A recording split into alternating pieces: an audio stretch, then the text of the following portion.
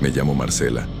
Tengo 34 años y junto con mi esposo, Robson, de 36, nos mudamos hace poco a un barrio aparentemente tranquilo de Tijuana, con nuestras hijas, Clara, de 9 años, y Rosa, de 6, pero desafortunadamente, descubrimos poco tiempo después que esa tranquilidad era solo una ilusión. Habíamos buscado una casa sencilla, de esas que tienen un patio pequeño, la fachada un poco gastada y vecinos que parecen llevar vidas tranquilas, sin mayores complicaciones. La mudanza nos llenó de ilusión.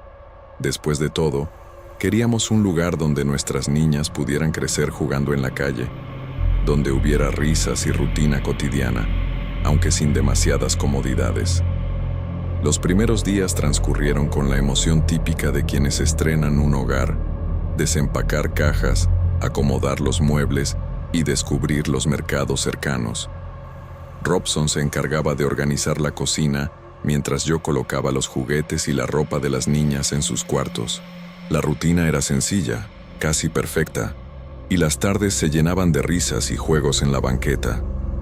Fue entonces cuando escuché por primera vez los comentarios sobre nuestra vecina, Ernesta, una señora mayor que vivía en la casa contigua, la de paredes descascaradas y cortinas siempre corridas. Doña Teresa Aguilar, la vecina más habladora, nos contó que todos sospechaban que Ernesta hacía cosas extrañas, que muchos padres miraban de reojo a la mujer, aunque nunca había pruebas. Según doña Teresa, no hablaba con nadie, ni siquiera para un saludo rápido. Robson trató de restarle importancia, pero yo sentí un cosquilleo de inquietud en la nuca. Apenas la vi desde la banqueta, algo me hizo fruncir el ceño. Se asomaba detrás de las cortinas, pero no parecía mirar a la calle como quien observa el paisaje. Daba la sensación de que nos observaba a nosotros específicamente. Intenté pensar que era una impresión mía, pero algo en la rigidez de su postura me hizo sentir una presión extraña en el pecho. Clara y Rosa también la notaron. En silencio, señalaban a la ventana y bajaban la mirada, como si quisieran evitar que la vieja las viera. Los primeros sonidos comenzaron una noche mientras las niñas dormían. Robson estaba en la sala revisando unos papeles del trabajo y yo en la cocina, lavando platos. Escuché conversaciones apagadas, murmullos que parecían venir de la casa de Ernesta, aunque sabíamos que vivía sola. Al principio pensé que eran cosas de la imaginación, la televisión, el viento, algún vecino. Pero Robson también lo escuchó. Hablamos después de eso, tratando de racionalizarlo, y él decía que era imposible que alguien estuviera allí. Yo no podía quitarme la sensación de que la vieja hablaba con alguien invisible, y cada vez que pasaba frente a su ventana, sentía que nos observaba, siempre detrás de las cortinas. No pasó mucho tiempo antes de que los rumores empezaran a crecer. Doña Teresa insistía en que no era solo su imaginación, que varias familias habían sentido cosas extrañas, que algunos habían notado luces encendidas a horas imposibles y olores de hierbas extrañas que se filtraban entre las rendijas de la casa. Yo trataba de no prestarle demasiada atención, pensando que tal vez exageraba, pero algo en el ambiente del barrio comenzó a cambiar. Los vecinos ya no dejaban a los niños jugar solos, y las charlas en la calle siempre terminaban con miradas hacia la casa de Ernesta. A medida que pasaban los días, cada encuentro con la ventana de la vieja me dejaba un malestar que no podía ignorar. Había algo en su mirada, aunque fuera detrás de la tela, que parecía leer nuestros pensamientos, que nos estudiaba. Robson intentaba tranquilizarme diciéndome que era solo una mujer solitaria, que los rumores siempre exageran las cosas. Yo quería creerlo, pero mi intuición me decía otra cosa, y no podía evitar sentir miedo por la seguridad de nuestras hijas. Los primeros días fueron solo pequeñas señales, susurros, sombras que se movían detrás de las cortinas, una sensación constante de ser observados. Pero yo sabía que aquello era solo el inicio. Algo en la vecina, en su manera de permanecer inmóvil y en silencio, estaba empezando a meterse en nuestras vidas, y yo todavía no sabía hasta qué punto. Los días siguientes a nuestra llegada se volvieron más tensos de lo que podía imaginar. Los murmullos y susurros detrás de las cortinas de Ernesta ya no eran solo algo extraño que sentía. Empezaron a generar un peso constante en nuestra casa. Cada vez que Clara y Rosa salían a jugar en la banqueta, yo sentía que los ojos de la vecina las seguían, aunque nunca hubiera nadie visible junto a ella. Robson trataba de calmarme, asegurándome que probablemente eran imaginaciones mías o de las niñas, pero yo no podía ignorar la sensación de que algo estaba mal. Una tarde de domingo, mientras preparaba la comida, escuché a los vecinos correr y gritar nombres de niños por la calle. Resultó que Mateo, el hijo de nuestros vecinos Julián y Camila, había desaparecido mientras jugaba cerca de la plaza. Nadie sabía cómo, ni dónde, y la policía tardó horas en aparecer. Miré hacia la ventana de Ernesta, y aunque parecía estar sola, sentí una presión en el pecho, como si algo invisible se hubiera movido dentro de esa casa, algo que nos observaba. Robson se acercó y me dijo que la policía estaba haciendo su trabajo, pero yo no podía dejar de pensar en los murmullos que habíamos escuchado en las noches pasadas, en la sensación de que alguien nos estudiaba, nos leía. El miedo se instaló en la calle. Padres que antes dejaban a sus hijos correr por la banqueta, ahora los mantenían cerca, vigilándolos constantemente. Clara y Rosa empezaron a caminar pegadas a nosotros cada vez que salíamos. A veces me decían que sentían que alguien las seguía, pero cuando volteábamos no había nadie. Yo trataba de no mostrar mi preocupación delante de ellas, pero Robson y yo compartíamos miradas de ansiedad que decían más que cualquier palabra. 2 semanas después, el horror volvió a tocarnos de cerca. Emilio, hijo de Soledad, desapareció en circunstancias similares. El barrio quedó paralizado. Vecinos comentaban sobre luces encendidas a horas imposibles, sobre cantos bajos que se escuchaban desde la casa de Ernesta, sobre olores extraños que a veces llegaban a la calle, hierbas quemadas mezcladas con algo dulce y amargo que no sabíamos identificar. Cada sonido, cada olor nos recordaba la tensión y la incertidumbre. Una tarde, mientras Robson estaba arreglando el coche en la cochera y yo cuidaba a las niñas, escuchamos un canto extraño que venía de la casa de Ernesta. Era un murmullo bajo, repetitivo, como una canción que no entendíamos pero que nos hacía sentir incómodos.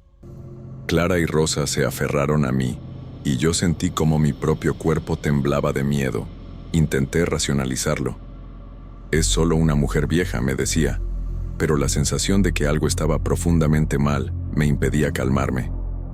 La tensión no solo estaba en nuestra mente, se sentía en todo el barrio. Vecinos se miraban con desconfianza, algunos cerraban puertas y ventanas más temprano de lo habitual. Nadie sabía quién podría estar detrás de las desapariciones, y aunque no había pruebas que incriminaran a Ernesta, todos sospechábamos de ella. Robson y yo discutíamos en silencio, tratando de decidir qué hacer. Cada día que pasaba sin noticias de los niños desaparecidos, la sensación de peligro crecía y con ella, nuestra impotencia. A medida que la noche caía, yo sentía que algo en la casa de Ernesta se movía en sincronía con nuestros miedos.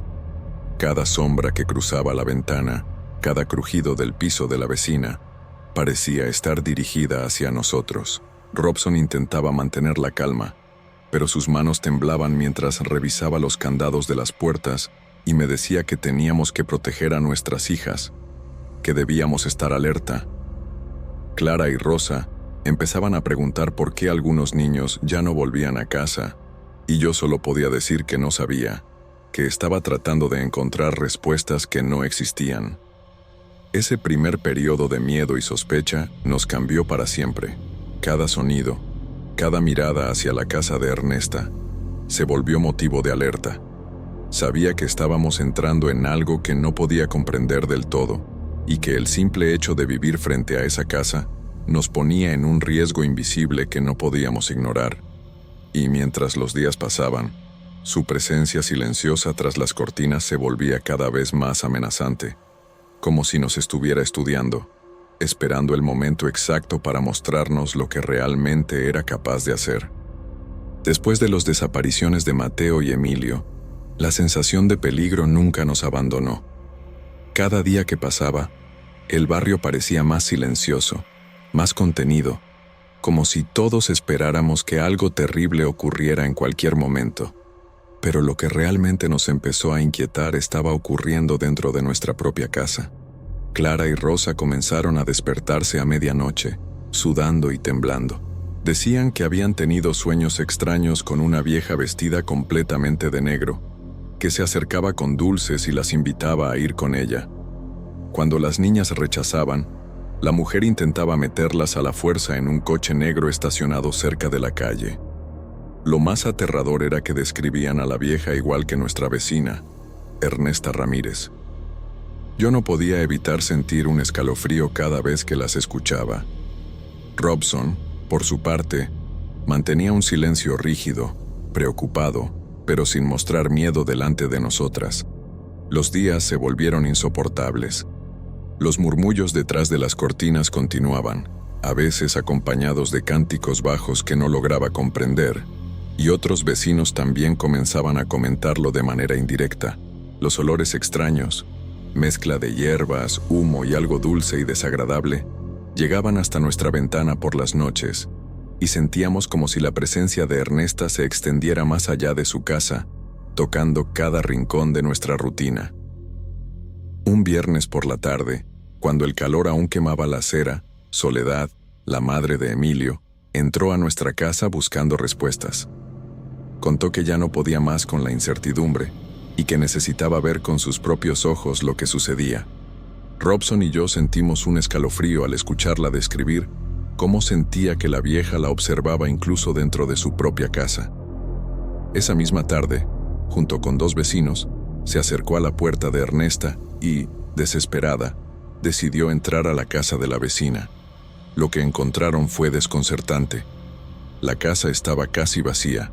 Algunos muebles antiguos, utensilios de cocina básicos, ropa vieja en los closets y un olor penetrante a humedad. No había nada que pudiera probar lo que todos temíamos. No había indicios de que alguien estuviera allí fuera de lo común. Aún así, la sensación de miedo no desapareció. Al contrario, se intensificó. Lo inexplicable era más aterrador que cualquier prueba tangible. Soledad salió de la casa con el rostro pálido, murmurando que no entendía nada, que todo era demasiado extraño, que había escuchado algo moverse en el piso de arriba, aunque no había nadie. Esa noche, mientras Robson cerraba las ventanas y revisaba que todo estuviera seguro, sentí que mi cuerpo no podía dejar de temblar. Clara y Rosa insistían en no dormir solas. Se abrazaban a nosotros mientras describían más detalles de sus sueños. La vieja de negro siempre las miraba fijamente. Sus ojos eran como los de Ernesta, y cada vez que intentaban gritar, sentían que su voz se apagaba. Yo misma empecé a dudar de mi cordura. Sentía que la casa estaba infiltrada por algo que no entendíamos, algo que trascendía lo visible y lo racional. Pasaban los días y los murmullos continuaban, ahora con más frecuencia y más claridad. A veces parecía que los sonidos respondían a nuestros movimientos, como si alguien nos siguiera desde la ventana. Los cánticos se volvían más insistentes y los olores más intensos, especialmente por la noche, cuando nuestras defensas emocionales estaban más bajas. Robson y yo discutíamos en silencio, sin palabras, sobre qué hacer, pero el miedo nos paralizaba. Sabíamos que nuestras hijas no podrían soportar más esta tensión por mucho tiempo. El terror psicológico se había apoderado de nosotros de manera sutil pero constante. No había necesidad de ver cosas extraordinarias. La presencia invisible, los olores, los murmullos, los sueños, todo se unía en un ambiente que nos atrapaba en un estado de alerta permanente. Cada sombra que cruzaba la ventana de Ernesta nos recordaba la vulnerabilidad de nuestras hijas. Cada crujido de madera nos hacía dudar de lo que creíamos real, y cada noche terminaba con el corazón latiendo acelerado, temiendo que la vieja de negro apareciera de nuevo.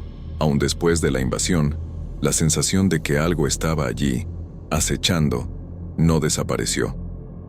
La casa de Ernesta permanecía cerrada y silenciosa, pero sus cortinas pesadas ocultaban algo que nosotros no podíamos ver, algo que nuestras hijas ya comenzaban a identificar como una amenaza constante. Cada noche me dormía con la incertidumbre de lo que nos esperaba, con el miedo de que los próximos días pudieran traer más desapariciones, más pesadillas, más señales de que esa presencia oscura no se iría tan fácilmente. Después de semanas de miedo constante, de noches sin dormir y de escuchar los relatos de mis hijas sobre la vieja de negro, Robson y yo tomamos la decisión más difícil de nuestra vida. Nos íbamos del barrio. Cada día que pasaba parecía aumentar la presión invisible que se cernía sobre nuestra familia. Las niñas ya no podían dormir sin nosotros, y nosotras, como padres, sentíamos un miedo tan profundo que empezamos a cuestionar nuestra cordura. No podíamos vivir así sabiendo que algo inexplicable y peligroso nos observaba desde la casa de Ernesta. La mudanza fue un caos controlado. Camiones cargaban muebles, cajas se amontonaban en la calle y vecinos miraban en silencio mientras recogíamos nuestras pertenencias. Clara y Rosa caminaban pegadas a nosotros, con los ojos grandes, como si percibieran el peligro que nos estaba dejando atrás. Yo intentaba tranquilizarlas, diciéndoles que pronto todo estaría bien, pero no podía evitar sentir un nudo en la garganta cada vez que veía las cortinas pesadas de Ernesta, detrás de las cuales ella parecía inmóvil, observándonos por última vez. Mientras subíamos los últimos muebles al camión, Rosa de repente se detuvo y señaló algo en la acera frente a la casa de la vecina. Me acerqué y vi un pequeño oso de peluche, sucio y desgastado por el tiempo, con la tela raída y un ojo faltante. Lo levanté con cuidado y sentí un escalofrío recorrerme la espalda. Robson se acercó y, al mirar el juguete, palideció. Reconoció que pertenecía a Mateo, el niño desaparecido hace semanas. Mi corazón se aceleró y un silencio pesado nos envolvió. Nadie dijo nada, solo miramos el oso, como si contuviera un mensaje que no podíamos comprender. Ese momento condensó todo el miedo y la impotencia que habíamos sentido. La casa de Ernesta, con su silencio y sus cortinas cerradas, había mantenido algo oscuro dentro de sus paredes, algo que no podíamos ver ni probar, pero cuya presencia se sentía en cada olor extraño, en cada murmullo, en cada sombra detrás de las cortinas.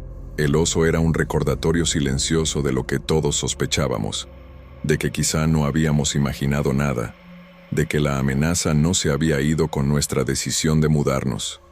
Subimos al camión, las niñas abrazadas a nosotros, y mientras dejábamos atrás la calle, vi por última vez a Ernesta en su ventana. Estaba allí, inmóvil, con la silueta detrás de la cortina, como si nos despidiera con una mirada que no entendíamos. No hubo saludo, no hubo palabra, solo la sensación de que algo invisible y potente seguía allí, observando, esperando. Durante todo el camino hacia nuestro nuevo hogar, no pude dejar de pensar en los otros niños desaparecidos, en el oso, en los sueños de mis hijas, en los cánticos y en los olores que se filtraban desde la casa de la vecina. Robson y yo no hablamos mucho.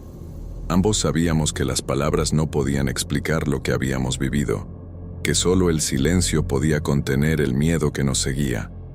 Aunque ahora estábamos lejos, el recuerdo de Ernesta y su casa nos perseguía. Cada sombra, cada sonido nocturno, nos hacía recordar que el terror que sentimos no tenía una explicación clara, que a veces la realidad es más inquietante que cualquier fantasía. Nunca supimos qué pasó realmente con Mateo, con Emilio ni con los otros niños que habían desaparecido en la calle. Todo lo que nos quedó fue la sensación de que algo oscuro y poderoso había estado allí, justo frente a nosotros, y que quizás seguía allí, esperando a la próxima familia que llegara.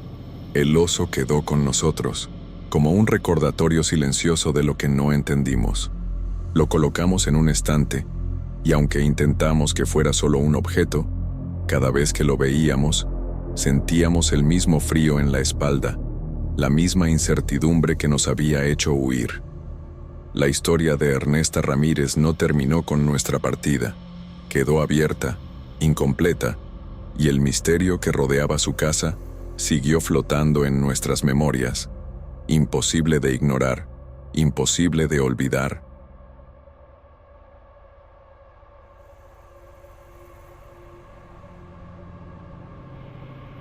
Me llamo Fernanda. Tengo 25 años y acabo de empezar mi pasantía en un despacho de abogados en Tijuana. Desde hace un par de años, mi novio Lucio y yo veníamos planeando mudarnos juntos, y finalmente encontramos un departamento en la zona Río, un edificio moderno de 5 pisos, con elevadores de metal y vidrio, y pasillos largos que siempre me parecieron un poco fríos, aunque luminosos durante el día.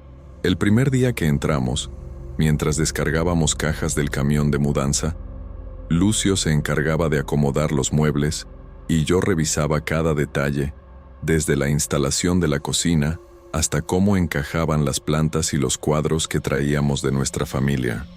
Era un ritual silencioso pero reconfortante, desempacar recuerdos y acomodarlos en un lugar que pronto iba a ser nuestro hogar.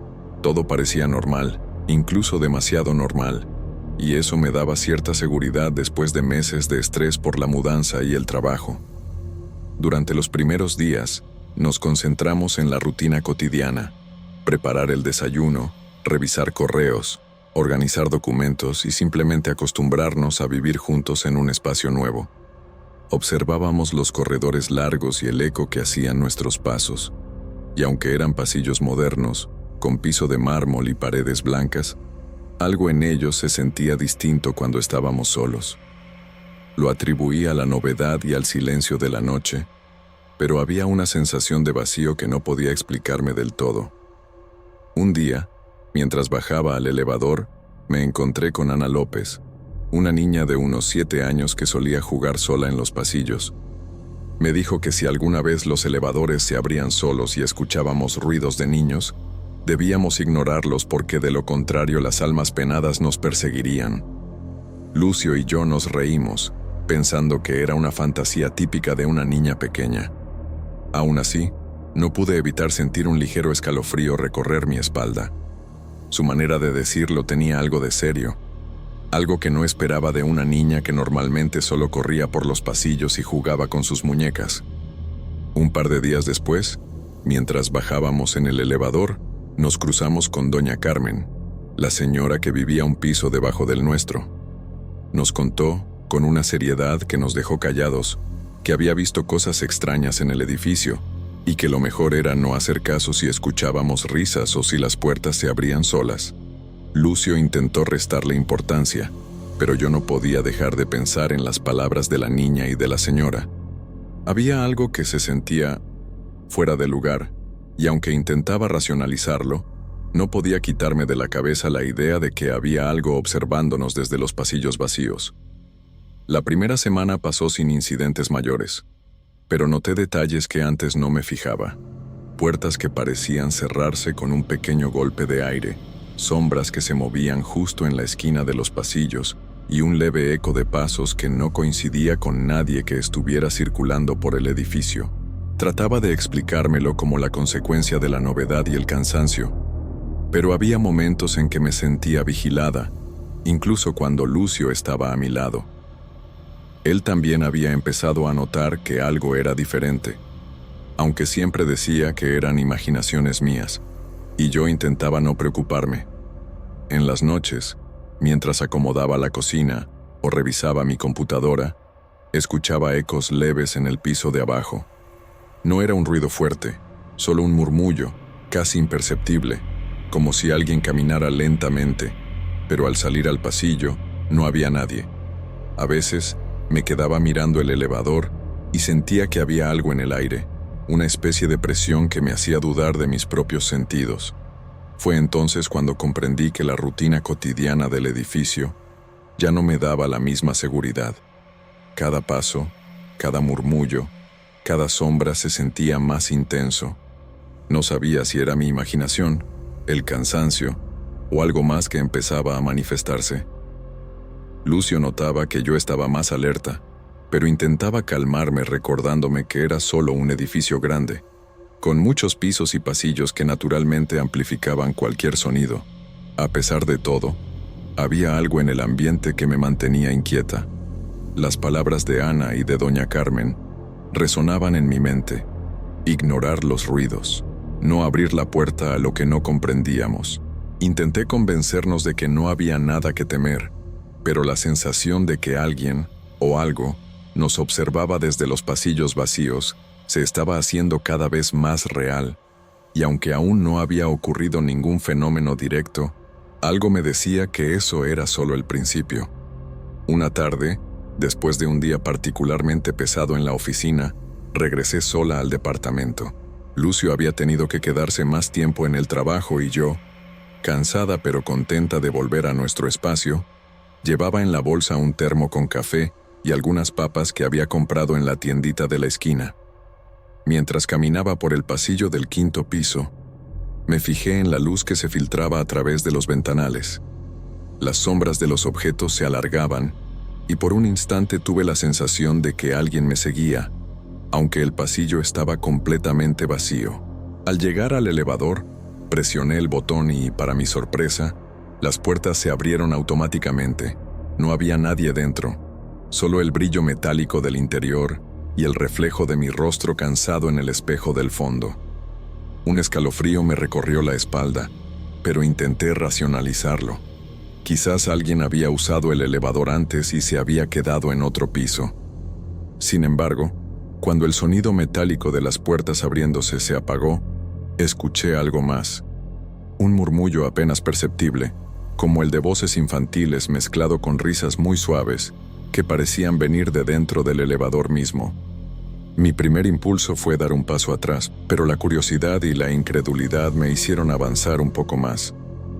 Recordé de inmediato lo que Ana me había dicho días antes, que no debía prestar atención si los elevadores se abrían solos o si escuchaba ruidos de niños. Intenté ignorarlo, respirando profundo, aunque cada fibra de mi cuerpo estaba en alerta. Mi corazón latía más rápido y sentí que la temperatura de mis manos bajaba. Al mirar el piso del elevador, no había nada, pero los murmullos continuaban, ondulando entre las paredes metálicas. De pronto, sentí una mezcla de miedo y necesidad de pruebas. Saqué mi celular y comencé a grabar, pensando que tal vez captaría algo que mis oídos no podían discernir con claridad.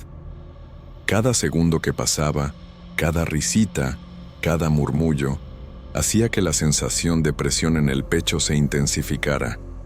Era un miedo silencioso, casi pesado, como si el aire mismo se hubiera cargado de una presencia que no podía ver, pero que podía sentir claramente. Cuando llegué a casa, todavía temblando, le conté a Lucio, sin dramatizar, lo que había escuchado y grabado. Me dijo que probablemente era una broma de algún vecino o un eco extraño del edificio, pero yo sabía que algo en la manera en que los murmullos fluctuaban, entrando y saliendo, era imposible de explicar solo con racionalidad. Esa noche, cuando revisamos la grabación, lo que escuchamos nos dejó helados. Entre el ruido indistinto, se distinguía claramente una voz que decía: «Tú piensas que es mentira, pero ahora nosotros vamos a quedarnos contigo». Ese momento cambió todo. A partir de ese día, los fenómenos comenzaron a ser frecuentes. Las puertas del elevador se abrían solas varias veces al día, incluso cuando sabíamos que nadie más estaba en el piso. Por las noches, risas infantiles suaves, casi burlonas, resonaban por el apartamento. Lucio y yo intentábamos racionalizarlo. Buscábamos explicaciones, ruidos de la calle que se colaban, vecinos jugando, un posible problema eléctrico que producía ecos extraños. Pero nada de lo que probábamos explicaba la regularidad ni la ubicación de los sonidos, que parecían surgir de los rincones más insospechados del departamento. Con cada día que pasaba, sentía que el miedo se instalaba en nuestra rutina, aunque ambos intentábamos ignorarlo. Al preparar la cena, al ver televisión o incluso al dormir, había un constante recordatorio de que algo en el edificio no era normal. Lucio empezaba a notar mi inquietud y yo empezaba a sentir su tensión también. Era como si los murmullos nos siguieran incluso en nuestros pensamientos, pesando en nuestra conciencia aunque intentáramos distraernos. Me di cuenta de que la advertencia de Ana y de doña Carmen no era un juego ni superstición sin sentido.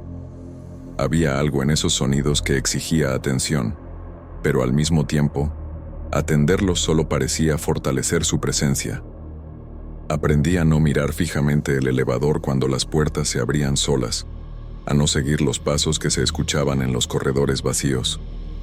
Cada vez que lo hacía, sentía que el aire alrededor se volvía más denso y la sensación de ser observada crecía hasta hacerse casi tangible. Lo más aterrador de todo era la duda.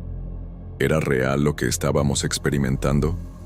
¿O nuestra mente, cansada y nerviosa, estaba construyendo un escenario de miedo a partir de la sugerencia de la niña y la señora? Esa incertidumbre me mantenía despierta más noches de las que podía contar, con el corazón latiendo fuerte, preguntándome si lo que escuchaba era un fenómeno inexplicable o simplemente una ilusión compartida entre nosotros. Pero incluso cuando intentaba racionalizar, los sonidos continuaban, los murmullos y risas persistían, y la sensación de que algo nos estaba observando se hacía cada vez más insoportable. Los días siguientes fueron los más extraños que he vivido. Las risas infantiles y los murmullos, que al principio eran apenas perceptibles, comenzaron a aparecer en momentos y lugares que nos hacían dudar de nuestra cordura. Lucio y yo empezamos a notar que incluso cuando estábamos en nuestro apartamento, los sonidos se movían de un lado a otro, como si alguien invisible caminara entre las paredes. No había manera de saber de dónde venían exactamente, a veces desde el pasillo, otras veces desde la cocina y otras de la habitación que acabábamos de cerrar. Intentamos mantener la rutina normal. Yo preparaba el desayuno mientras escuchaba un murmullo suave cerca del balcón. Lucio trabajaba en su computadora y de repente percibía una risita detrás de él, aunque cuando volteábamos, el espacio estaba vacío. Era una mezcla de miedo y confusión constante. Cada sonido nos obligaba a detenernos, a prestar atención, y cada vez que lo hacíamos, el miedo crecía. Sentíamos que cualquier intento de ignorarlo solo lo hacía más intenso. Una tarde, decidimos revisar juntos los pasillos. Caminamos despacio por el 5º piso, observando las paredes blancas y los espejos que reflejaban nuestra imagen de manera inquietante. No había nadie más. Sin embargo, escuchamos pasos que no coincidían con los nuestros. Pasos ligeros, casi flotantes, como de un grupo de niños corriendo de un extremo a otro. Lucio se mostró calmado, pero yo podía sentir cómo su mano se tensaba en la mía cada vez que el sonido se acercaba y luego se alejaba. La sensación era imposible de ignorar. Cada noche, al intentar dormir, el ambiente se cargaba de una presión extraña. Las risas infantiles se hacían más claras, burlonas incluso, como si supieran que estábamos conscientes de su presencia. Empecé a notar que los objetos se movían solos. Papeles que estaban sobre la mesa cambiaban de posición. La taza de café aparecía en un lugar distinto al que la había dejado. Lucio trataba de racionalizarlo. Corrientes de aire, vibraciones del edificio, distracciones de la rutina. Yo, en cambio, sentía un miedo creciente, como si estuviéramos atrapados en una burbuja donde algo invisible jugaba con nosotros. El miedo empezó a invadir incluso nuestra comunicación. Lucio me dijo que sentía que ya no podíamos hablar de otra cosa. Yo le comenté que a veces creía oír risas mientras trabajaba en la computadora, y él asintió con preocupación, reconociendo que también sentía que algo nos seguía. Era un terror silencioso, que no se podía mostrar abiertamente a los demás sin parecer locos. Cada sonido, cada sombra, cada sensación de aire moviéndose sin explicación, se convirtió en un recordatorio constante de que algo extraño estaba sucediendo. Un día, mientras revisaba la grabación anterior, escuché de nuevo la frase que nos había helado la sangre. Tú piensas que es mentira, pero ahora nosotros vamos a quedarnos contigo. Esa frase se repitió en mi mente una y otra vez, mezclándose con las risas y murmullos que empezaban a escucharse incluso durante el día. Era imposible ignorarla, y cada vez que lo intentaba, sentía que la presencia se hacía más cercana, más intensa, más tangible. Comencé a cambiar mis hábitos dentro del departamento. Evitaba caminar sola por los pasillos, no miraba el elevador si se abría solo y trataba de no reaccionar a los sonidos. Sin embargo, cada vez que lo hacía, las risas se intensificaban y los murmullos se acercaban más. Lucio y yo discutimos en silencio, más con gestos y miradas que con palabras, sobre si debíamos llamar a algún vecino o reportar algo, pero ambos sabíamos que nadie entendería lo que estábamos viviendo. Incluso Ricardo, nuestro vecino del piso superior, compartió con nosotros que él también había escuchado ruidos extraños y pasos donde no había nadie. Esa confirmación aumentó nuestra ansiedad. No era imaginación nuestra.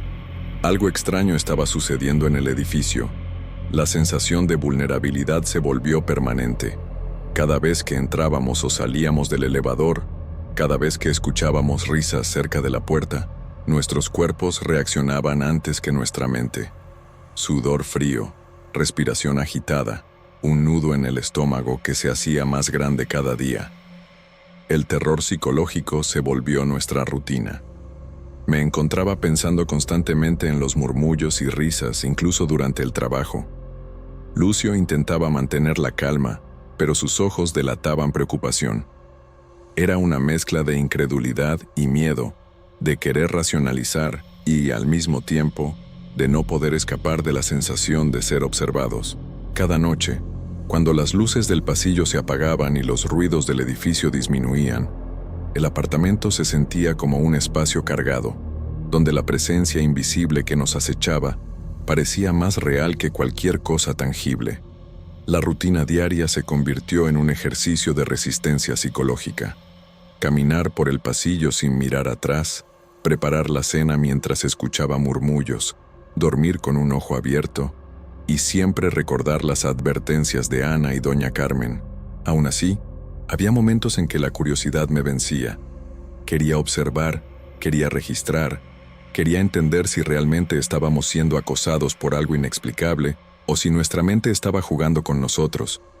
Pero cada intento solo reforzaba la sensación de que no estábamos solos y que aquello que había hecho sentir su presencia desde el principio ahora estaba creciendo, aguardando pacientemente para mostrarse de manera más intensa. Después de semanas soportando los murmullos y las risas que se filtraban por las paredes de nuestro departamento en la zona Río, Lucio y yo tomamos la decisión más difícil: mudarnos de nuevo. No queríamos vivir bajo la constante sensación de ser observados, de que cada paso, cada sonido, estuviera cargado de presencia invisible. Empacamos nuestras cosas con cuidado, intentando no dejar rastros de nuestra vida en ese lugar que se había vuelto tan inquietante. La mudanza fue silenciosa, con ambos concentrados en cada caja, en cada objeto que sacábamos del apartamento. No hablábamos mucho, porque incluso mencionar lo sucedido parecía darle fuerza a los recuerdos, y el miedo estaba siempre al acecho, acechando entre pensamientos y silencios. Mientras subíamos los muebles al camión, sentí un nudo en el estómago, como si algo nos estuviera siguiendo. Lucio notó que estaba tensa, y sin necesidad de palabras, supimos que ambos sentíamos lo mismo. No estábamos seguros de poder escapar tan fácilmente. Llegamos a nuestro nuevo departamento unas calles más allá, en una zona más tranquila, con menos pisos, pasillos más cortos y ventanales grandes que dejaban entrar mucha luz durante el día. Todo parecía más seguro, más humano. Aún así, al entrar por primera vez, sentí una ligera opresión, un peso invisible en el pecho que no podía explicarme. Intenté atribuirlo al cansancio de la mudanza o al estrés acumulado, pero era difícil ignorar la sensación. Los primeros días fueron extrañamente normales. Colocamos las cajas, acomodamos la cocina y tratamos de retomar nuestra rutina. Café por la mañana, noticias en la televisión, cenas juntos. Sin embargo, había algo en el aire, una presencia silenciosa que parecía acechar desde los rincones. Aunque no escuchábamos murmullos ni risas, esa ausencia de sonidos, paradójicamente, resultaba aún más inquietante.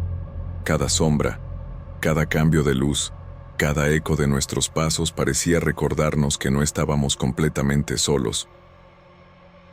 Por la noche, al acostarnos, sentí que el colchón estaba ligeramente frío de un lado, como si alguien hubiera pasado por ahí antes de que nos tumbáramos. Lucio notó que yo me movía inquieta, intentando encontrar una posición que me diera seguridad. Ambos estábamos conscientes de que, aunque el nuevo lugar parecía tranquilo, la sensación de ser observados no nos abandonaba. Era un miedo sordo, constante, que no necesitaba sonidos para hacerse presente. A veces, mientras preparaba la cena, sentía como si un par de ojos invisibles nos siguieran, estudiando cada movimiento. Intenté hablar con Lucio sobre ello, pero las palabras se sentían inútiles, insuficientes para describir una sensación que no podía probar. Él me miraba con comprensión, reconociendo que la ansiedad no era imaginación mía, pero también sabiendo que no podíamos hacer nada para comprobarlo. La presencia, si es que existía, era intangible y paciente, esperando a que bajáramos la guardia. Con el tiempo, intentamos convencernos de que el pasado quedaba atrás, de que los murmullos y risas de la zona río no nos habían seguido. Pero en los silencios del nuevo departamento, en la calma aparente de cada tarde y noche, el terror psicológico persistía. Sabíamos que habíamos escapado del ruido y los sonidos, pero la sensación de ser acompañados por algo invisible seguía allí, ligera pero constante, como una sombra que no necesitaba hacer ruido para que supiéramos de su presencia. Hasta hoy, seguimos viviendo en esa casa. No hay risas, no hay murmullos, no hay puertas que se abran solas. Sin embargo, cada vez que cierro los ojos por la noche, siento un peso sutil sobre el pecho, un leve cosquilleo que recorre mi espalda y un aire denso que parece querer recordarme que lo que vivimos no fue completamente imaginario. Lucio también lo nota, aunque no hablamos del tema. Ambos hemos aprendido a convivir con esa sensación, aceptando que hay cosas que quizá nunca entenderemos y que, aunque tratemos de huir, tal vez algo decidió quedarse con nosotros. A veces me pregunto si fue un trote, un miedo compartido o algo que realmente habitaba el edificio. Nunca lo sabremos. Lo único cierto es que la memoria de aquellos días en la zona río se mantiene viva, y la sensación de que algo nos sigue acompañando, aunque silencioso, no nos ha abandonado. Y eso, más que cualquier sonido, es lo que realmente aterra.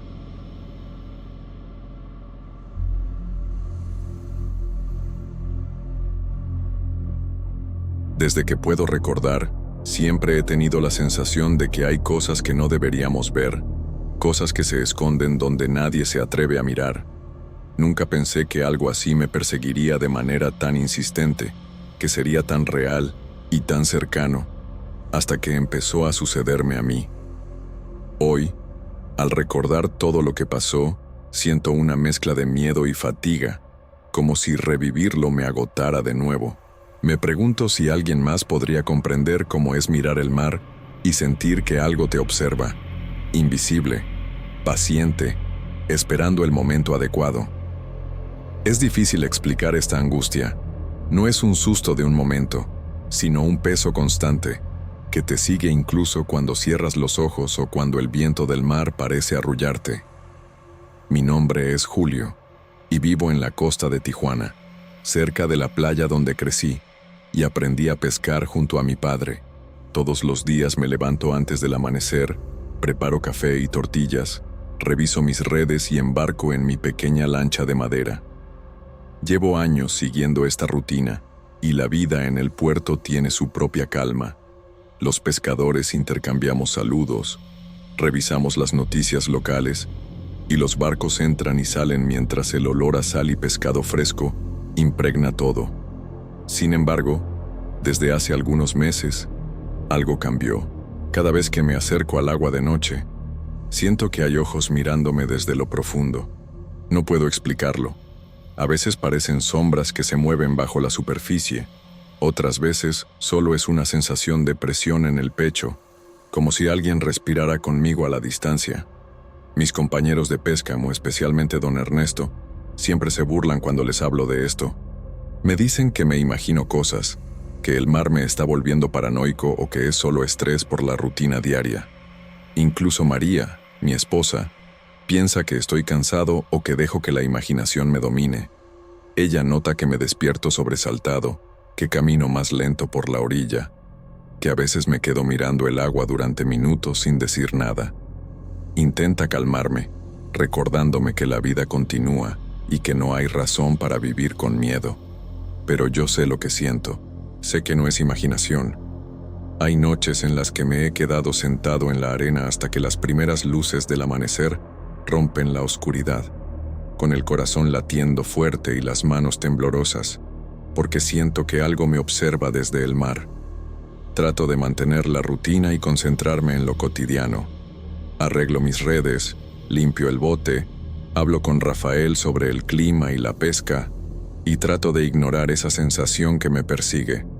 Pero por dentro, la ansiedad crece. Cada vez que el sol cae, mis pensamientos se vuelven más oscuros, y cualquier sonido del mar me parece extraño. El roce de las olas contra la lancha, el crujido de la madera, incluso los gritos lejanos de las gaviotas me ponen en alerta. No hay nada visible, y aún así, sé que estoy siendo observado. Me esfuerzo por mantenerme firme, pero a veces me descubro dudando de mi cordura, preguntándome si estoy imaginando todo, si mis sentidos me traicionan. Los días se mezclan con las noches y la sensación no me abandona. A veces, al preparar la lancha al amanecer, miro hacia el horizonte y siento un escalofrío que no tiene explicación. El viento salado me golpea la cara, y aún así, percibo algo que me sigue bajo el agua. La gente del puerto sigue con sus rutinas, sin notar nada, sin sospechar que algo acecha en la calma aparente de la noche. Yo intento no hablar mucho de esto, porque sé que no me tomarían en serio, y me conformo con mirar el mar, tratar de encontrar una razón lógica, aunque cada vez sea más difícil convencerme de que la hay. Con el tiempo, esta sensación se volvió un compañero constante, silencioso pero insistente. Ya no puedo pescar de noche, y aunque mis ingresos disminuyeron, prefiero quedarme en tierra, evitando la oscuridad del mar y el misterio que siento en sus profundidades. Cada mañana, cuando el sol ilumina la playa, intento distraerme con los detalles simples: los pescadores descargando la pesca, el olor de las tortillas recién hechas, la conversación con María mientras arreglamos la lancha. Pero cuando cae la noche, todo se vuelve más intenso.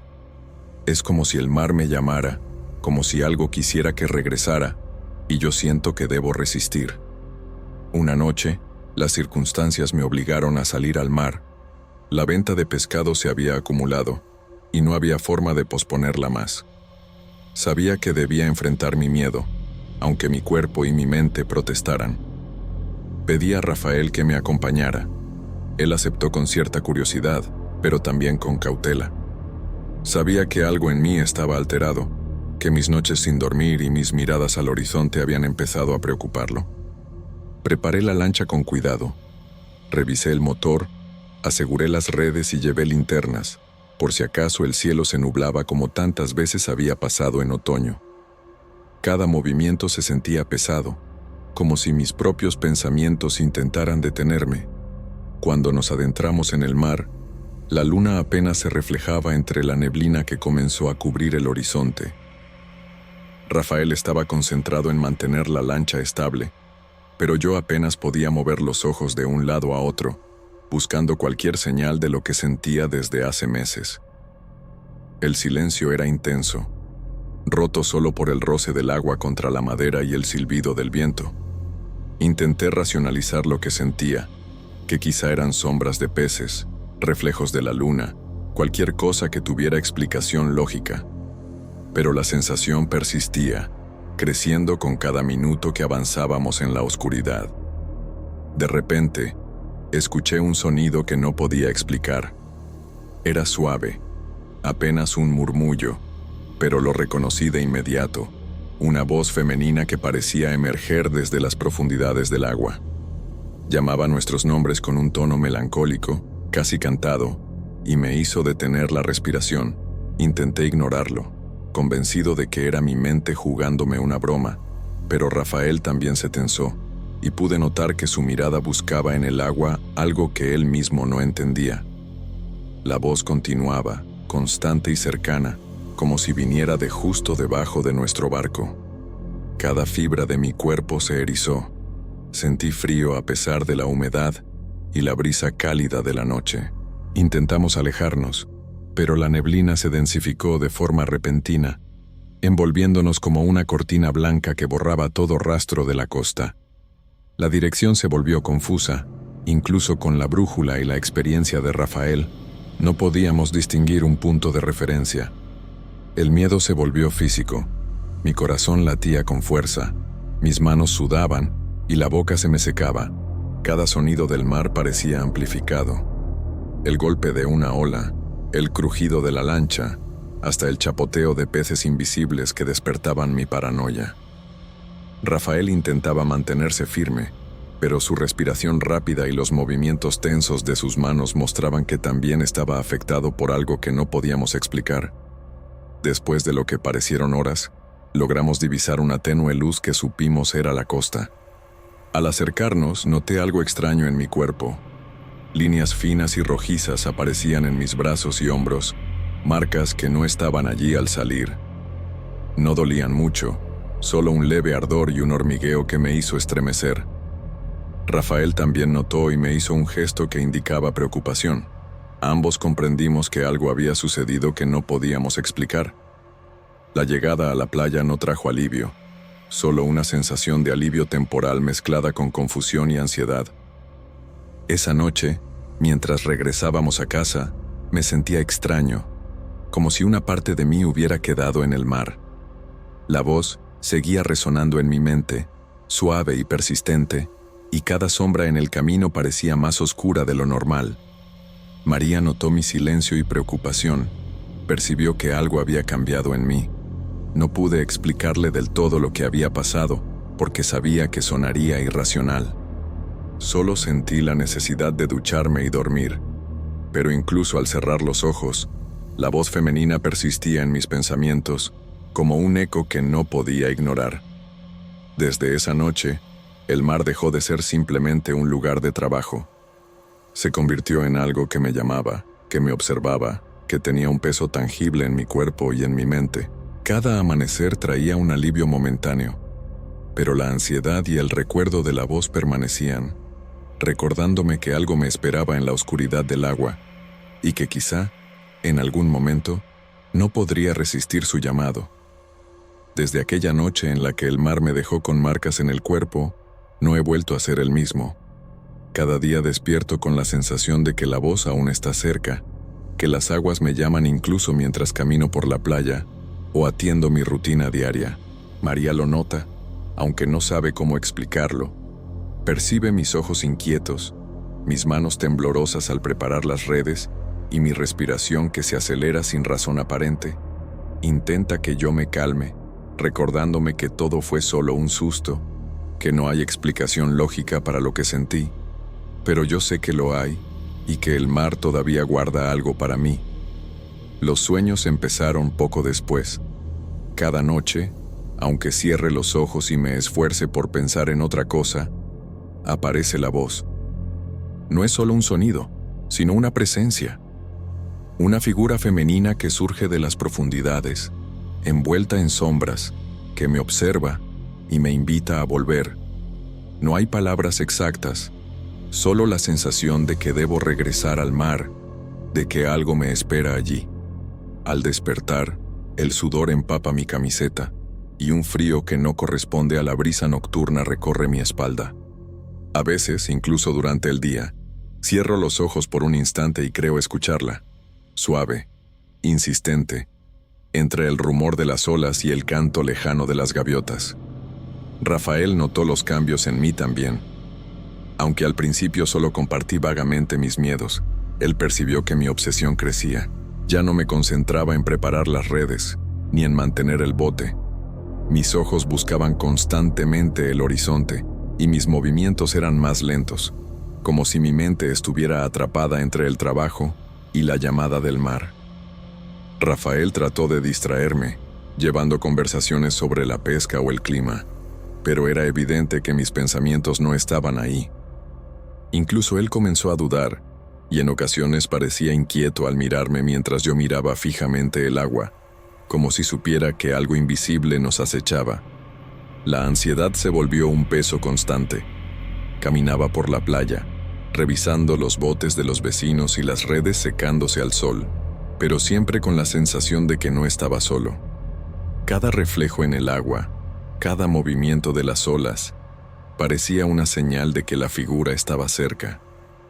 María intentó calmarme contándome historias del puerto y de nuestros días juntos, recordándome que debía centrarme en lo tangible, pero mis pensamientos escapaban, regresando siempre a la voz que me llama. La presión en el pecho aumentaba, y sentía que algo dentro de mí se estaba rompiendo, un conflicto entre la necesidad de resistir y la curiosidad que crecía de manera irresistible. Incluso los momentos de rutina se volvieron extraños.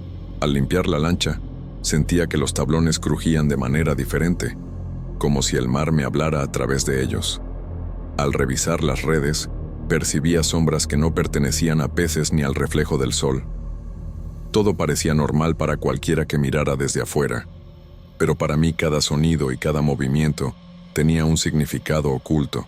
La presencia del mar se volvió más tangible, un olor distinto, más intenso, como si respirara con fuerza, y una humedad que no correspondía al clima. Los sueños comenzaron a ser más vívidos y persistentes. La figura ya no solo me llamaba, parecía acercarse más, observando cada detalle de mi cuerpo, cada reacción. A veces intentaba resistir, despertando bruscamente, pero la sensación de su cercanía permanecía. Incluso en mi rutina diaria, mientras desayunaba tortillas con María o revisaba la pesca en el puerto, sentía su mirada.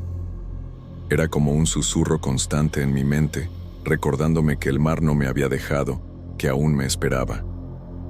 Mi vida se volvió un balance frágil entre la rutina en tierra y la atracción que sentía por el mar. Sabía que debía resistir, que mi familia dependía de mí, pero cada noche, al cerrar los ojos, la voz regresaba, más insistente, más cercana. La tensión creció hasta convertirse en obsesión. Cada sonido, cada reflejo en el agua, cada sombra, me recordaba que algo estaba ahí, algo que me observaba y que quizá, de algún modo, necesitaba que volviera. No puedo describir la angustia de sentirme atrapado entre la razón y el instinto. Es un miedo silencioso, que no se ve desde afuera, pero que quema desde adentro.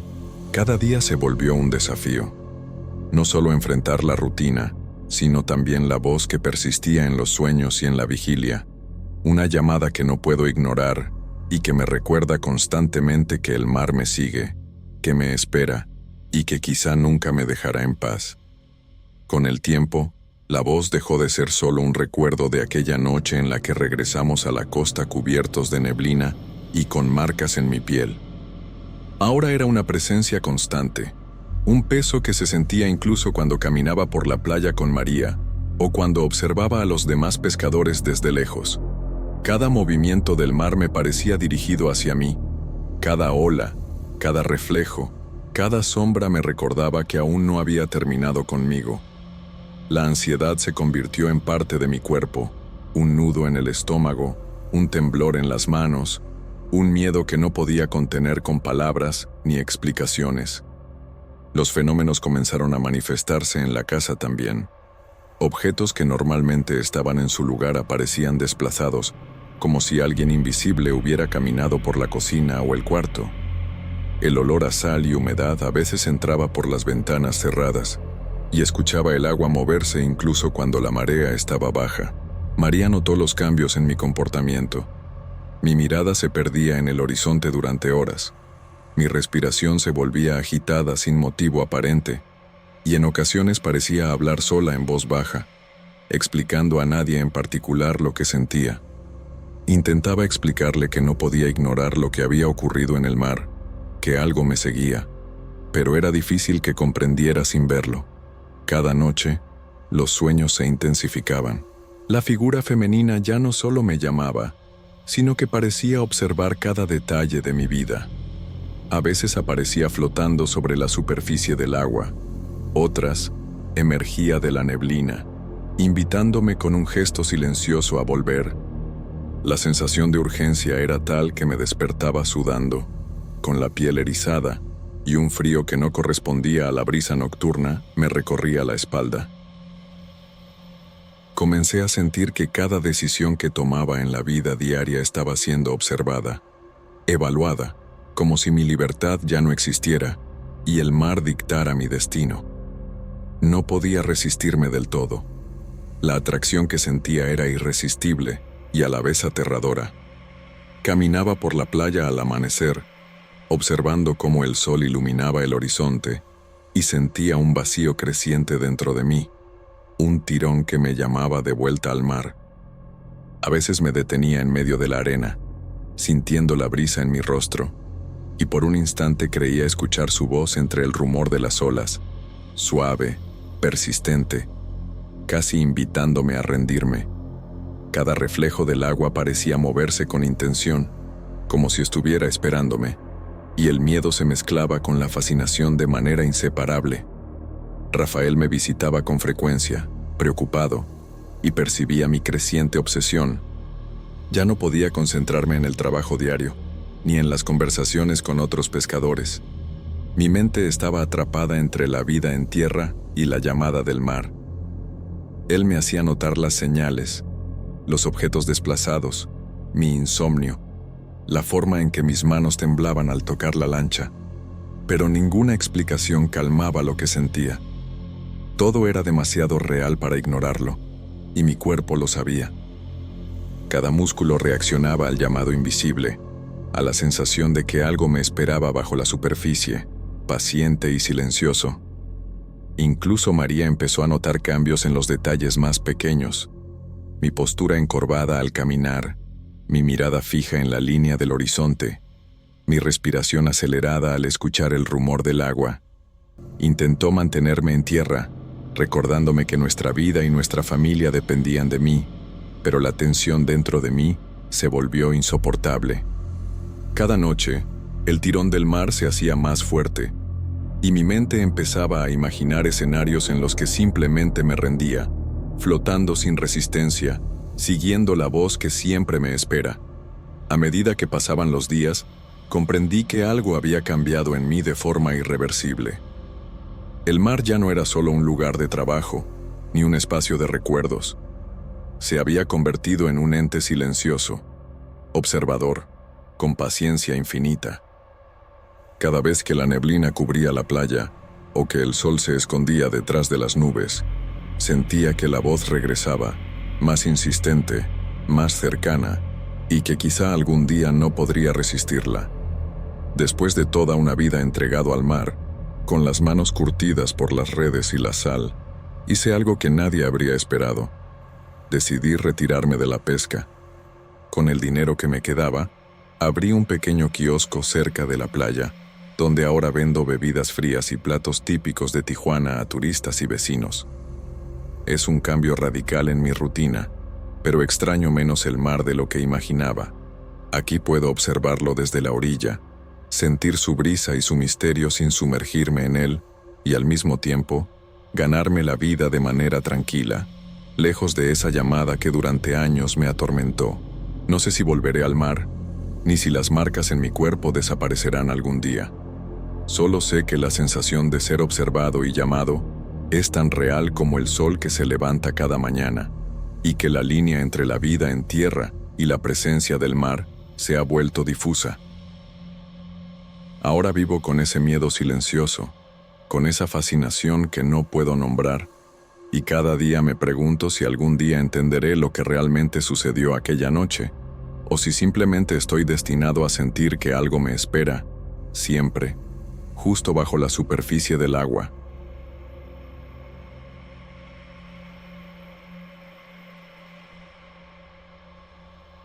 Me llamo Carlo. Tengo 40 años y desde hace más de 15 vivo en Tijuana. Soy contador. Me dedico a llevar los números de pequeñas y medianas empresas, y siempre me he considerado una persona práctica, meticulosa y racional. La ciudad, con su caos cotidiano, sus calles llenas de tráfico, los vendedores ambulantes que gritan por sus productos y el olor mezclado a mar y comida callejera, es mi rutina diaria. Me gusta pensar que todo tiene un orden. Mis clientes, mis archivos, mi hogar con Amanda, mi esposa. Ella tiene 38 años, siempre ha sido muy organizada y detallista, y juntas mantenemos una vida relativamente tranquila en un departamento del centro, con la cercanía de tiendas, mercados y el bullicio que caracteriza a Tijuana. Todo empezó un lunes cualquiera, uno de esos días donde el calor es intenso y el aire parece pesado en las calles de la ciudad.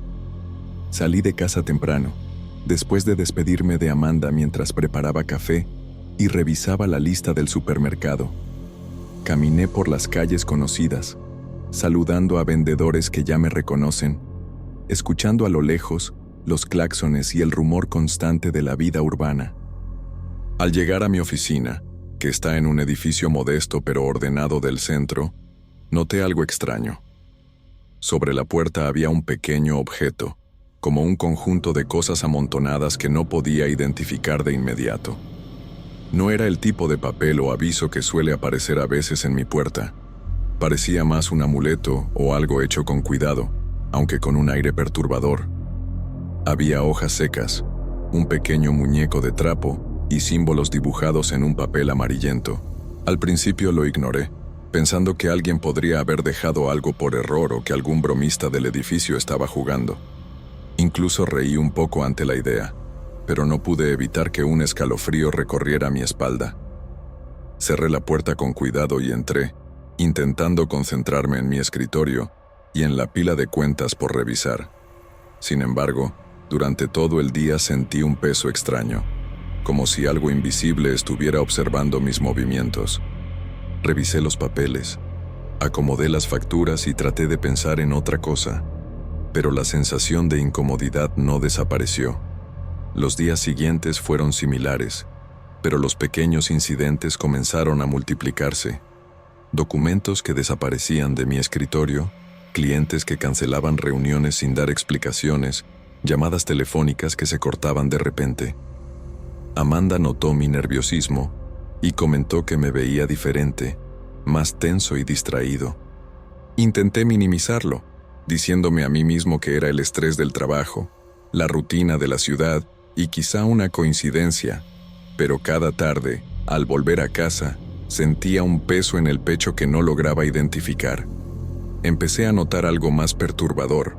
Al pasar por los pasillos del edificio o incluso dentro de mi propia oficina, tenía la sensación de que alguien o algo se movía justo fuera de mi campo de visión. No podía precisar qué era, solo percibía un parpadeo, una sombra fugaz que desaparecía cuando volteaba. Esto me generaba ansiedad, pero aún me negaba a considerar cualquier explicación que no fuera racional. Cada noche, mientras Amanda preparaba la cena o revisaba sus cosas, yo me quedaba sentado frente a mi escritorio, con la mirada fija en la puerta, preguntándome si era mi imaginación. Mis pensamientos se volvían repetitivos, obsesivos. ¿Había alguien realmente allí? ¿Era solo estrés? ¿Cómo explico que una serie de coincidencias se volviera tan inquietante? El efecto más evidente de este malestar fue que mi desempeño laboral empezó a resquebrajarse. Pequeños errores en las cuentas, confusión con fechas y números, reuniones mal organizadas. No era un descuido cualquiera. Algo dentro de mí se estaba tensando, y el miedo silencioso que no quería admitir comenzaba a invadir cada rincón de mi mente. Amanda me comentó que parecía preocupado por cosas que antes no me afectaban, y yo traté de asegurárselo, explicando que solo estaba cansado, aunque sentía que la verdad era otra, una sensación que no podía nombrar pero que no me dejaba en paz. Durante esa primera semana de sucesos extraños, me encontré despertando varias veces en la madrugada, con el corazón acelerado, sudando, pensando en la puerta de mi oficina y en ese objeto extraño. Intenté racionalizarlo de todas las formas posibles. pero cada pequeño detalle de mi rutina comenzaba a recordarme la presencia de algo que no podía entender ni controlar. La ciudad seguía su curso, el tráfico, los vendedores, el olor a tacos y mariscos, y yo, atrapado en un hilo invisible de tensión que me empujaba lentamente hacia algo que no podía explicar. Después de aquella primera semana de inquietud, mi vida empezó a desmoronarse de manera sutil pero constante. Lo que antes eran simples inconvenientes se convirtió en una cadena de pequeños desastres que no podía explicar. En el trabajo, errores que antes habría notado a tiempo comenzaron a acumularse. Una factura se perdió, un cálculo salió mal, y un cliente importante decidió cambiar de contador sin dar razones. Intenté convencerme de que era solo mala suerte, pero la sensación de que algo más estaba en juego no me abandonaba. Cada movimiento que hacía parecía seguido por un peso invisible, y esa presión constante me agotaba física y emocionalmente. En casa, la tensión también se hizo presente. Amanda notó mi estado y me comentó que estaba diferente, que me veía distraído y preocupado incluso por cosas pequeñas. Yo traté de restarle importancia, asegurándome a mí mismo que solo era el estrés de la oficina, pero sentía que la relación se estaba resquebrajando. Cada discusión era más intensa de lo que recordaba, y la culpa y la frustración me perseguían. Había noches en las que me despertaba solo, pensando en los documentos extraviados o en la sombra que parecía seguirme en el pasillo, y sentía un nudo en la garganta que no se aflojaba. Lo más inquietante era la presencia que ya no podía ignorar. Al caminar por los pasillos del edificio, al entrar en mi oficina o incluso dentro de mi propio hogar, sentía que alguien me observaba. No podía ver claramente nada. Solo percibía un parpadeo de sombra, un movimiento fuera de mi visión, algo que desaparecía cuando giraba para mirarlo. Esta sensación me llenaba de ansiedad y desconfianza, y no podía concentrarme. Cada sonido, cada crujido del piso o del mueble, se volvía motivo de alerta. Comencé a evitar quedarme solo en ciertos lugares, y a veces revisaba la oficina varias veces antes de sentirme mínimamente tranquilo. La rutina que antes me daba seguridad ahora era una trampa de tensión. Me encontré pensando en los pequeños detalles, las hojas secas del objeto que había encontrado, los símbolos dibujados, el olor extraño que parecía impregnarse en la puerta del edificio. Cada vez que pasaba frente a ella, mi corazón se aceleraba y un frío recorrió mi espalda. Intenté racionalizarlo, diciéndome que era mi imaginación, que el estrés estaba jugando con mi mente, pero incluso cuando intentaba distraerme, la sensación de ser observado persistía, como si algo invisible acompañara mis pasos. La vida social también se vio afectada. Amigos y colegas empezaron a notar que estaba más irritable y distante. Fernando, un amigo y colega de trabajo, me comentó indirectamente que parecía preocupado por algo, y yo solo asentí, sin explicar nada, porque ni siquiera yo entendía completamente lo que estaba pasando. Mi relación con Amanda se volvió más tensa. Los malentendidos se acumulaban y yo sentía una mezcla de culpa y miedo que no podía expresar. Era como si un peso invisible se hubiera instalado entre nosotros, haciendo que todo conflicto pequeño se sintiera enorme. Por las noches, los sueños comenzaron a volverse extraños. No eran pesadillas con monstruos o fantasmas visibles, sino sensaciones, pasos detrás de mí, miradas que sentía pero no veía, voces lejanas que no podía identificar. Me despertaba sudando, con el corazón acelerado, tratando de convencerme de que solo eran producto del cansancio, pero la ansiedad no disminuía. Empecé a notar que incluso durante el día, en los momentos más cotidianos, una sombra fugaz por el rabillo del ojo me hacía girar la cabeza, y nunca había nada. Esa mezcla de miedo, frustración y desconcierto me consumía lentamente. El trabajo, que antes era mi refugio y mi identidad, se convirtió en una fuente de terror constante. Cada planilla, cada reunión, cada cliente perdido, parecía reforzar la idea de que algo estaba mal, algo que no podía controlar. Comencé a sentir que mi vida estaba en manos de fuerzas invisibles, y aunque no quería admitirlo, Un pensamiento inquietante me perseguía. Tal vez aquello que encontré en la puerta de mi oficina no era una coincidencia, tal vez había una intención detrás de todo este caos. A medida que los días pasaban, la línea entre la realidad y la sospecha se volvió difusa. La presencia del bulto que percibía por el rabillo del ojo no desaparecía.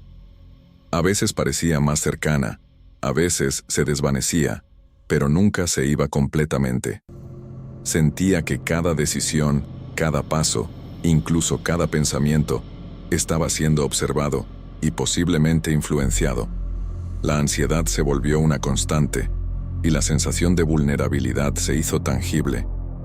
Lo que antes era un espacio seguro, mi oficina, mi hogar, ahora estaba lleno de incertidumbre y miedo silencioso. Esa fue la etapa en la que comprendí que no podía seguir ignorando lo que estaba sucediendo. La racionalidad ya no bastaba para explicar la cadena de eventos y la tensión que se había apoderado de mi vida. Todo indicaba que necesitaba ayuda, que no podía enfrentar esto solo. Pero admitirlo era difícil, porque significaba aceptar que algo que no comprendía realmente estaba interfiriendo en mi mundo cotidiano. La mezcla de miedo, incredulidad y desesperación se volvió parte de cada día, y fue entonces cuando empecé a considerar la posibilidad de acudir a alguien que pudiera ofrecer una explicación más allá de la lógica. Llegó un momento en que no podía seguir negando lo que sucedía. La tensión, la ansiedad y la sensación de ser observado me habían consumido por completo. Cada día se sentía más pesado, y la rutina que antes me daba seguridad ahora era una fuente de miedo constante. Amanda notaba mi cambio, aunque no podía comprender del todo lo que ocurría.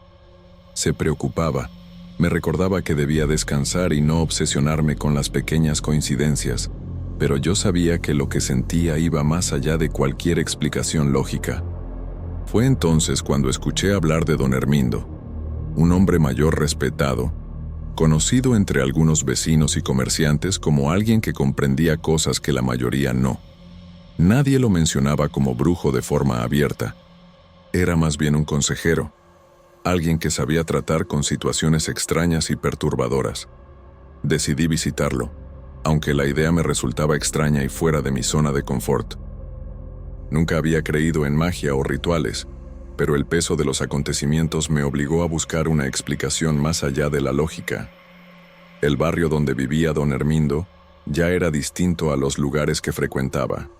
Calles estrechas, casas bajas de adobe y ladrillo, con colores apagados por el sol y los años. El olor a tierra húmeda y a incienso impregnaba el ambiente, y pequeñas velas parpadeaban en las ventanas de algunas casas. Cuando llegué a su puerta, un timbre oxidado anunció mi presencia. Don Hermindo me recibió con una mirada profunda, observándome como si pudiera ver algo que yo aún no entendía. La casa estaba llena de elementos que reflejaban años de experiencia.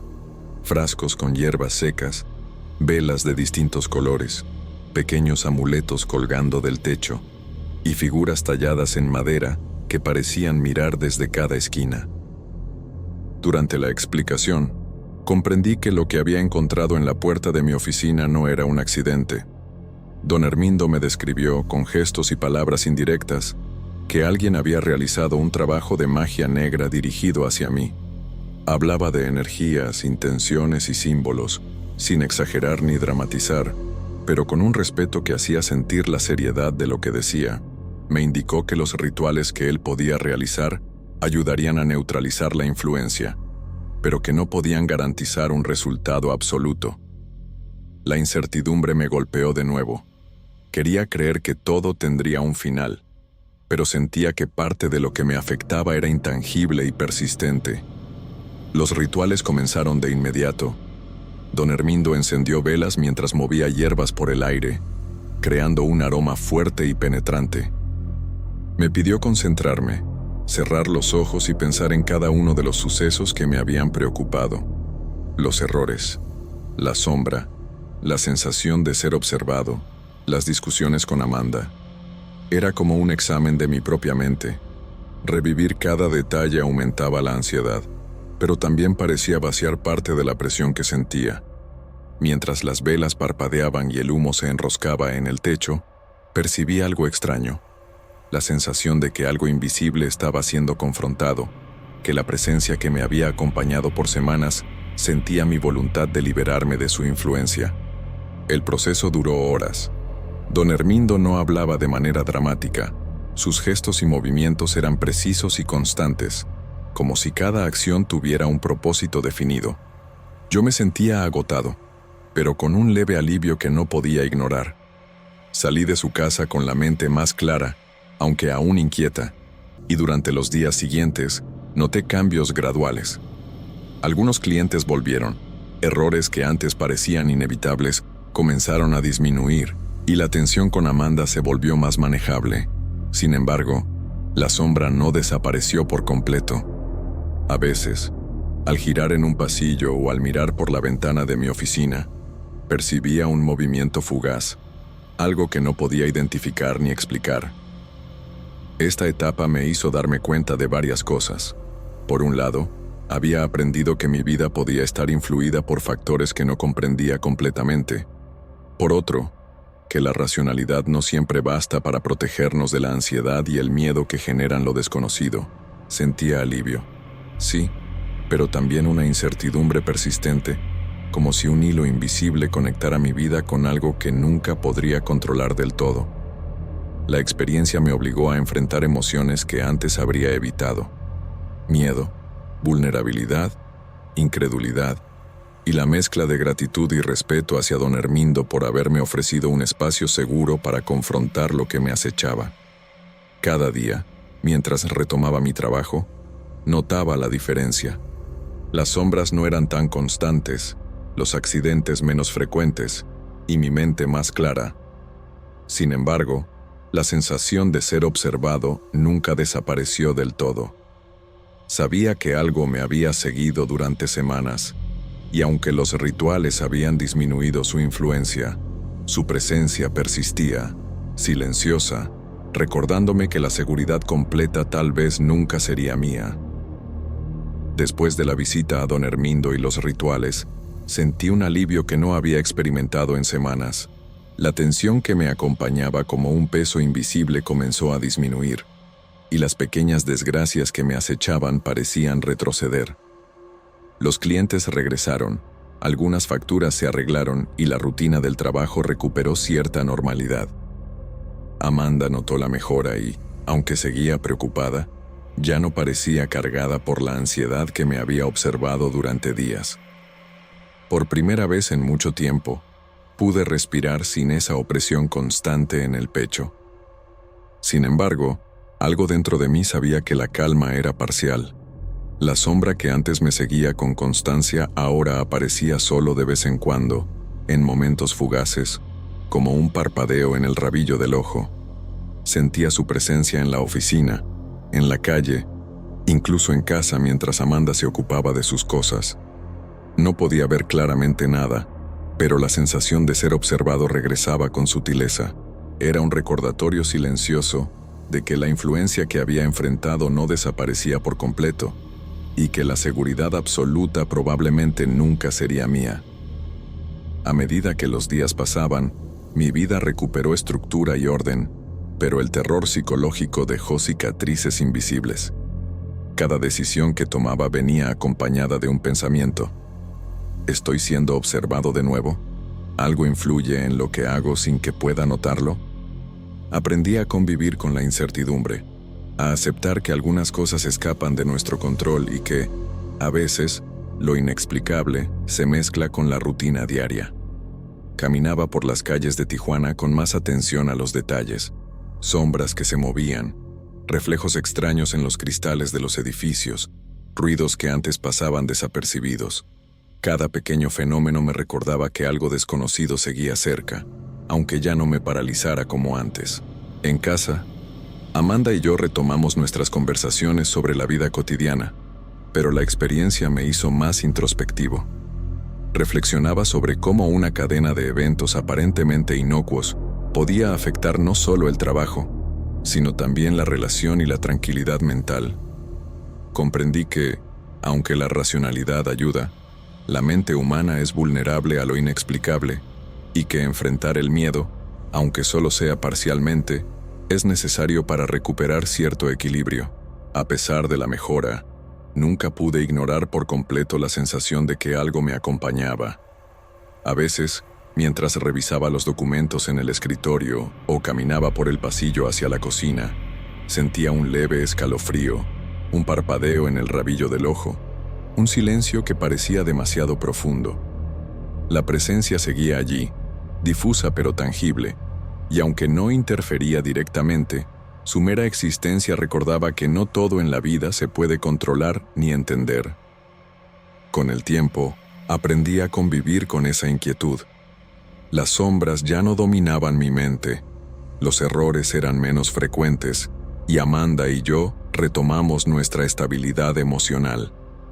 Sin embargo, la memoria de aquel objeto extraño en la puerta de mi oficina, la sombra que no podía atrapar y la sensación de ser observado permanecieron como un hilo invisible que conectaba cada momento de mi día a día.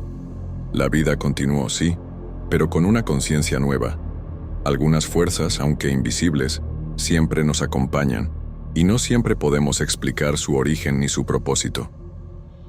Hoy, al mirar por la ventana de mi oficina, observo la calle bulliciosa de Tijuana, escucho los autos, el murmullo de los vendedores y el aroma de los tacos recién hechos. La ciudad sigue igual que siempre, pero yo sé que algo cambió dentro de mí.